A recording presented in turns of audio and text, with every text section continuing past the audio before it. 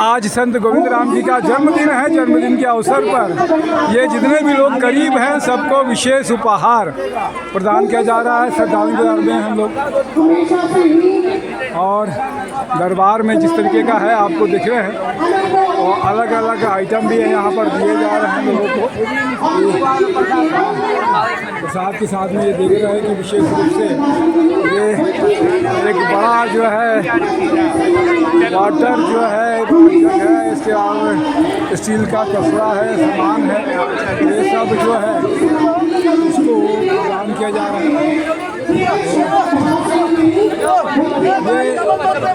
कुछ सदानी दरबार पीछे हर साल जब संत गोविंद राम जी का जन्मदिन होता है, उस जन्मदिन के अवसर पर इस तरीके से और जो निशान प्रसाद मिलेगा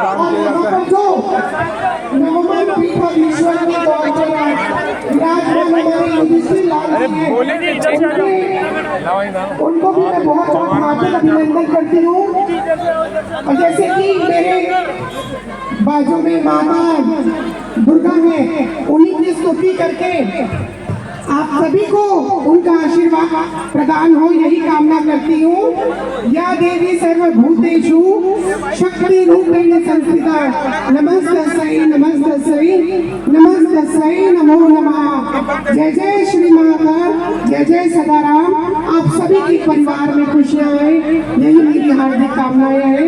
महाकाल आप सबकी रक्षा करें। जय जय सदाराम।